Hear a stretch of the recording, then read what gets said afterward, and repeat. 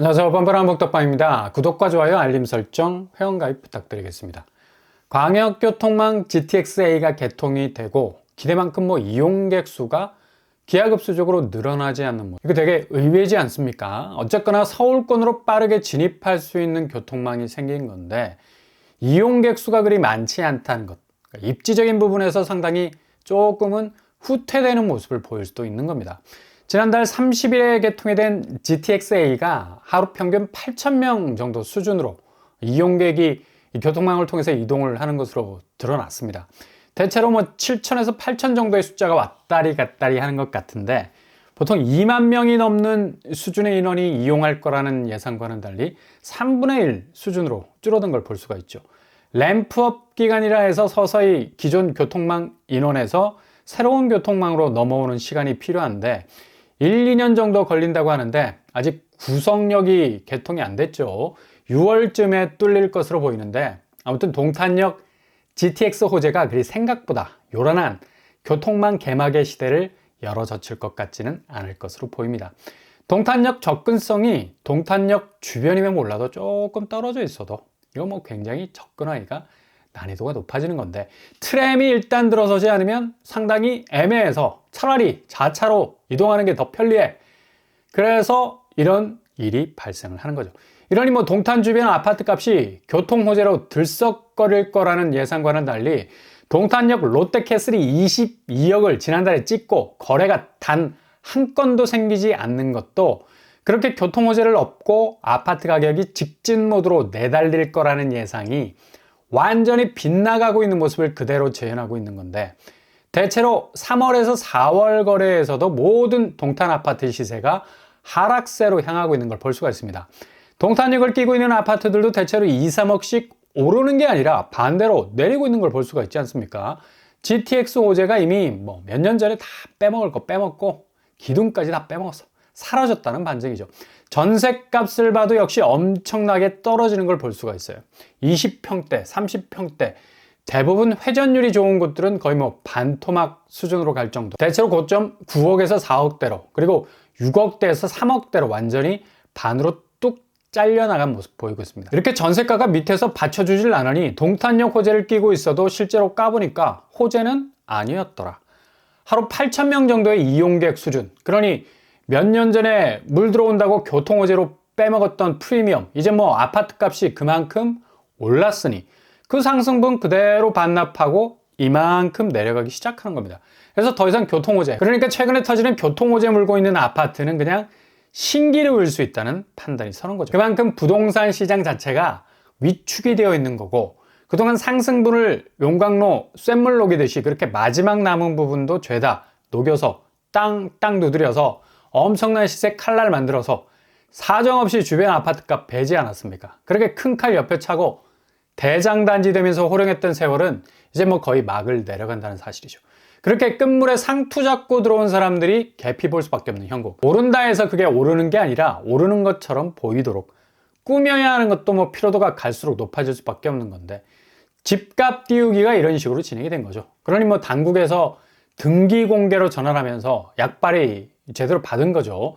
신고 후 미등기가 67%나 줄어들고 있는 추세인데 이런 식으로 얼마나 그 전에 집값을 띄우려고 했을까.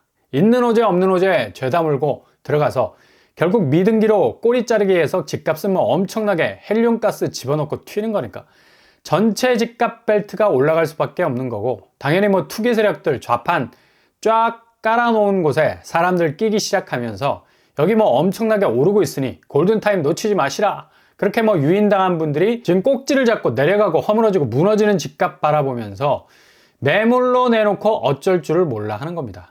이렇게 작전 세력이 부동산 시장에 그냥 당연한 공식처럼 끼어 있었던 게 대한민국 부동산의 현주소였던 거고 이런 부작용 죄다 없어지려면 지금 시장 스스로가 작동해서 움직이는 집값 하락세가 더욱 스핀이 잘 돌아서 정상적인 궤적 안으로 들어와야 이렇게 파리가 끼지 않을 수가 있는 겁니다. 이와 비슷한 맥락에서 둔촌주공 입주권이 최근에 21억에 매매가 됐다고 난리인데 2달 전에는 거들떠보지도 않았던 수요자들이 갑자기 이렇게 오르기 시작을 하니까 관심이 집중이 된다고 하는데 뭔가 쎄한 느낌이 들죠. 그동안 둔촌주공 입주권 거래가가 그리 세게 치고 나가질 못했고 지금도 그닥 그렇게 큰 반향을 불러일으킬 만큼 오르지 못하고 있는데 최근 강동구 전세 물량이 쓰나미처럼 쏟아지는 바람에 강동구 전세가가 훅 하고 땅바닥으로 추락하는 상황에서 매매가가 오를 수 있는 여유의 폭이 별로 없는 겁니다. 근데 입주권이 바람을 타고 오른다는 것도 초반에 말씀드린 전형적인 집값 띄우는 분위기로도 충분히 갈 수가 있는 겁니다. 특히 서울에 있는 신축들은 이런 성향이 그동안 강했으니까. 그러나 실제로 올라와 있는 호가 매물들을 보면 대체로 지금 18억 선상에 머물러 있죠.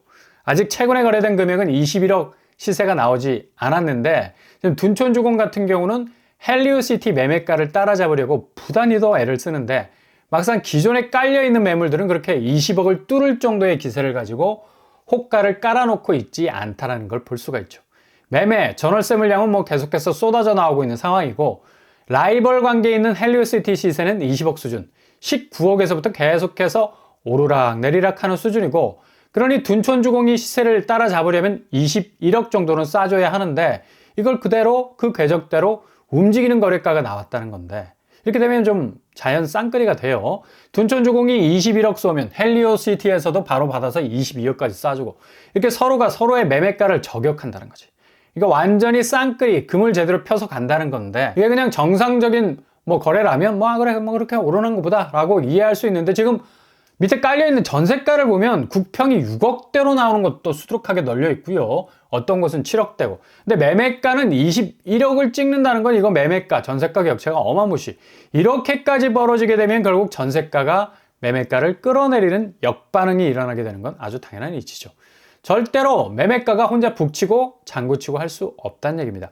심지어 소형 평수에서는 3억대 전세가도 나오는 판인데 그럼 헬리오시티 전세가는 대체로 둔촌주공보다는 전세가가 올라와 있는 편입니다. 거의 3억 정도 비싼데 둔촌주공 매매가, 헬리오시티 매매가보다 21억 수준으로 비쌀 수 있다는 거 좀 이게 이바구가 잘 맞지를 않죠. 결론은 매매가 현실을 제일 잘 보여주는 게 전세가인데 이렇게 둘 다 전세가가 현재 약하게 보일러가 도는 이상 훈훈한 온기가 느껴지기에는 매매가가 지금 갈 길이 너무나 멀다는 얘기죠.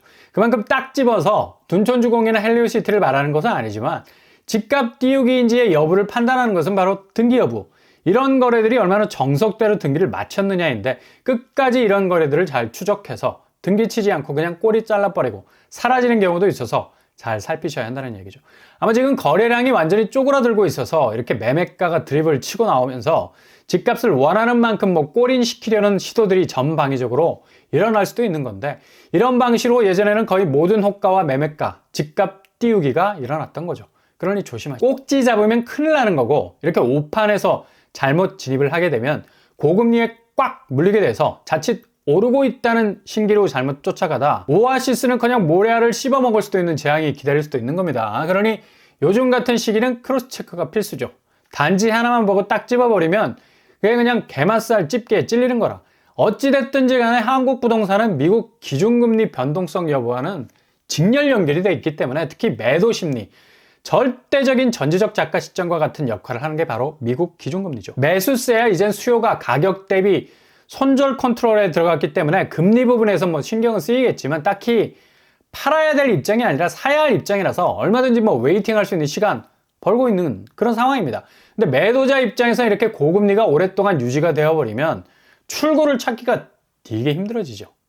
그러니 오매불망 미국 기준금리 내려가길 소원을 하는데 파월은 갈수록 강해지는 미국 경제에 대해서 고심이 깊어질 수밖에 없는 거고 일단 금리 방향 전환에 대해서는 상당히 신중한 입장을 고수 6월 금리 인하에 무게를 두고 있다고 하는데 내려가요. 내리는 거지 이걸 그냥 전망한다고 금리가 내려오는 건 아니잖아. 여러 경제 지표가 엇갈려 있어서 올해 안에 금리는 미끄럼틀 타기가 굉장히 힘들 겁니다. 그래서 매도세는 더욱 초조해질 수밖에 없는 거고 일각에서는 집값을 띄워서라도 빠져나오려는 시도 붙이고 있는데 오늘 새벽 이렇게 고민에 빠져있는 파월을 다시 한번 직격하는 그것도 같은 연준 위원들이야. 아주 그냥 빼박 강력한 한방 매겼죠. 바로 인플레가 이렇게까지 계속 횡보할 시에는 연내 금리 인하 안 하겠다라는 폭탄 발언 해버렸습니다. 미니애폴리스 연방준비 은행 총재의 발언 한마디에 뉴욕 증시는 그냥 오름세로 가다가 바로 급브레이크 밟아버리고 하락으로 전환하는 모습까지 보이게 됐는데 이렇게 지금 미국 연준은 멀티플레이를 계속하는 거라. 결국 이렇게 줄다리기의 근본 기저의 스탠스는 바로 올해 금리 인하 안 하겠다는 얘기입니다. 자꾸 국내 매도자들은 이걸 거꾸로 알아듣고 반드시 상반기 아니면 하반기에 금리 떨어질 거라고 예상을 하는데 지금 상황은 역으로 가고 있는데, 그래서 선수들이 많은 강남 상구에서는 매물이 20%나 폭증하고 있다는 얘기입니다. 그것도 아주 단기간 안에 늘어나고 있는 추세인데 그만큼 상황 판단이 빨리빨리 돌아간다는 거죠. 이걸 빠른 가격 회복 추세 때문에 수급 간 불균형 수치라고 보는 견해도 있는데, 일단 강남 전세가가 워낙에 많이 떨어지고 있어서 전세가가 제대로 받쳐주지 못하는 매매가는 일부 신고가를 제외 강남 역시도 매매가가 시원스럽지 못한 상황이라는 얘기입니다. 그리고 서둘러 매물을 내놓는 것도 미국 금리 상황이 전혀 돌변할 여지가 없고 4월을 분기점으로 집값 대전환기가 올 것으로 예상이 되기 때문에 이렇게 발빠르게 움직이는 겁니다. 그러니 속도를 내는 강남 매물 움직임은 앞으로 집값 역시도 속도전으로 가장 큰 하락의 궤적을 그을 것으로 예상이 된다는 건 당연한 거죠. 잘 지켜보시라. 4월은 부동산 역사의 한 획을 긋는 달이 될 것으로 전망이 됩니다.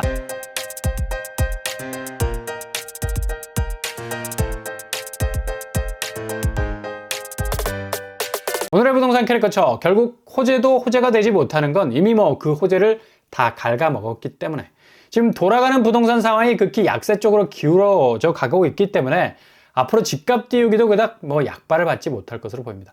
결국 고금리가 발을 묶고 있어서 이에 탈출하려는 집주인들의 움직임은 더욱더 4월 들어서 빨라질 것으로 보입니다. 오늘도 응원합니다. 항상 여러분의 길이 꽃길만 되실 수 있기를 바랍니다. 이상으로 뻔뻔한 복덕방을 마치겠습니다. 구독과 좋아요 부탁드립니다. 감사합니다.